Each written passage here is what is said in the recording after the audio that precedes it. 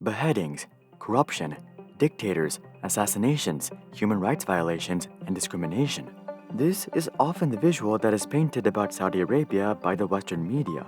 While it may seem hard to believe, many of these characteristics are indeed accurate when it comes to Saudi Arabia. But like with most things in life, there is another side to the story.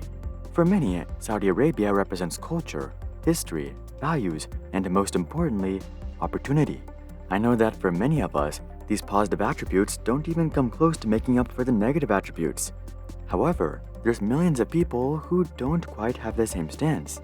In fact, Saudi Arabia is home to the third largest immigrant population in the world, coming in at 13.5 million people. Only the US and Germany have a higher immigrant population.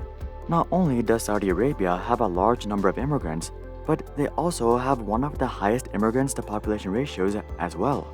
Saudi Arabia's total population currently stands at just under 35 million people, which means that 38.65% of the population is immigrants.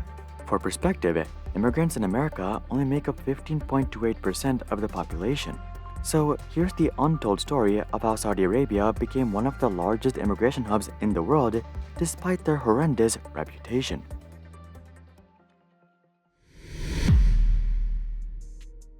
Starting off with the most obvious factor, we have jobs. Most people know that Saudi Arabia is filthy rich off of oil, but they don't exactly understand the magnitude, so here's some numbers to put it in perspective. The biggest company in Saudi Arabia is an oil giant called Saudi Aramco that's mostly owned by the Saudi government. Contrary to popular belief, Saudi Aramco was actually the first company in the world to reach a $2 trillion valuation. In other words, it wasn't Apple. Also, if you think that companies like Apple and Google make too much money, just take a look at this. Thanks to elevated oil prices, in the past 12 months, Saudi Aramco boasted earnings of nearly $250 billion. That's literally $34 billion more than Apple and Google combined. Also, we should note that Saudi Aramco's investors don't get to keep most of this money like Apple and Google. Saudi Aramco has to hand over roughly half of their profits straight to the Saudi government.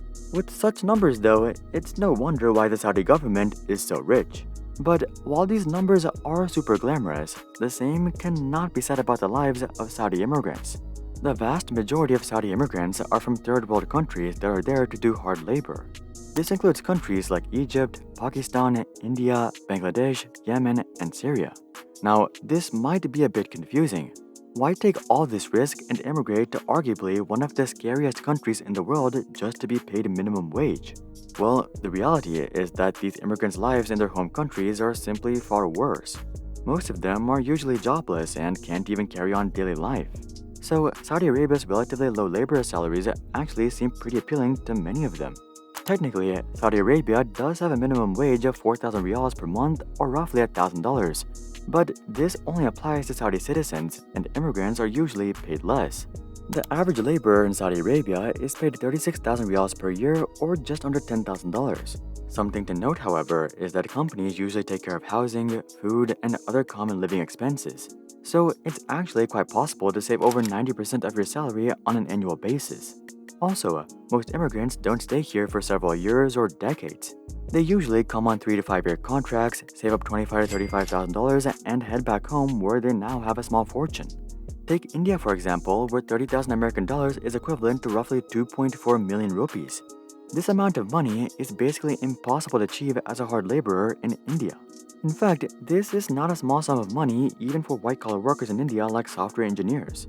The average software engineer in India earns 600,000 rupees per year, so it would take 4 years just to earn 2.4 million rupees. If we assume that these engineers could save up 20% of their income, it would take them 20 years to build up $2.4 million. Now, of course, it's not like these guys will be stuck at 600,000 rupees per year for 20 years, but I think you get the point. For poor individuals from such countries, taking on a laborer job in Saudi Arabia is actually super lucrative. But this money definitely does not come easy, as laborers in Saudi Arabia are often subject to loads of atrocities. Starting off with the lighter end of atrocities, we have overworking. As a hard laborer, it's extremely unlikely that you're only going to be working 8 hours per day. More times than not, you'll be working 10 to 12 hours for at least 6 days a week. For certain industries like the restaurant industry, these numbers even go up to 16 hours per day. Now, Saudi Arabia does technically have rules that are supposed to prevent this from happening. For example, working hours aren't supposed to exceed 60 hours per week, and there are limits to overtime as well. But if we're being honest, it's not like hard laborers are gonna go and report their employers. For them, they can't risk losing their jobs, or worse, their freedom. You see, employers often confiscate the passports of laborers as soon as they arrive, and the passports aren't returned until the term is over. This ensures that these workers won't try to run away or report their employers before their term is over. This too is illegal according to Saudi law, but that doesn't mean that it's uncommon. Something else that's pretty common is discrimination. Race and gender-based discrimination is rather common, but just being a laborer itself is usually enough to receive poor treatment. While none of this is optimal, if you keep your head down and just do what you're asked to, you should be able to complete your term without any issues. But for some laborers, things take a turn for the worst. The criminal justice system in Saudi Arabia isn't exactly fair. So if an employer reports a laborer for some sort of crime, the laborer is basically screwed. Let's just say Saudi Arabia has some questionable ways of getting confessions, and they usually have severe punishments for even the smallest offenses. The ones that are lucky are able to get away with a couple of years in jail and a few hundred lashes, but the ones that aren't so lucky, well, they aren't so lucky. So it's best that you stay on the good side of your employer regardless of how big of a douchebag they really are. Given that Saudi Arabia is trying to open up to Western tourists and basically become another Dubai, they have put more effort into fixing these injustices over the past few years. For example, they've added stipulations that allow laborers to switch jobs without their employer's consent. Similarly, laborers no longer need approval from their employers to leave or re-enter the country. While these are definitely good steps in the right direction, if laborers don't take advantage of these opportunities, it doesn't really mean anything. Also, just because it's getting better in certain areas doesn't mean that it's getting better in all areas. For example, within the first 9 months of 2021, 41 Kenyans died in mysterious circumstances, and there were over 1,000 laborers in distress. Hearing all this, you probably think that only the most desperate end up making their way to Saudi Arabia, and that's true for basically all laborers in the country. But there is a small portion of immigrants that come there purely out of free will, and here's why.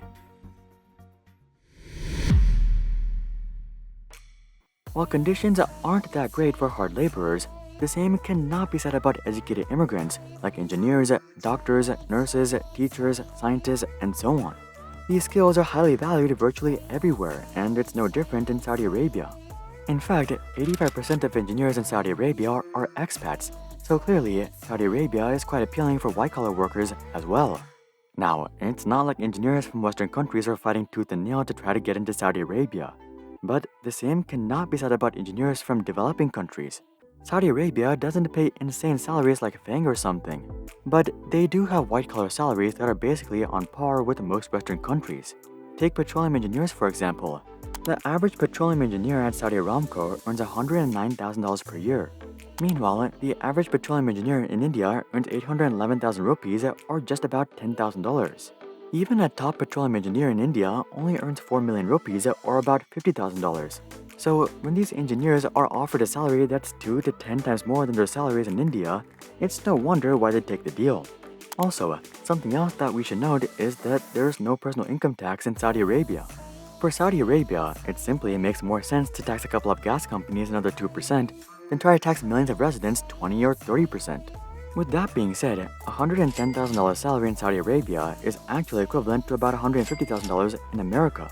It's not just engineers and doctors that are attracted to Saudi Arabia either.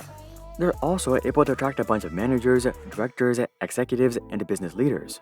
For example, 18% of CEOs at Saudi companies are actually foreigners. In terms of living conditions for these white-collar workers, they're obviously way better than hard laborers.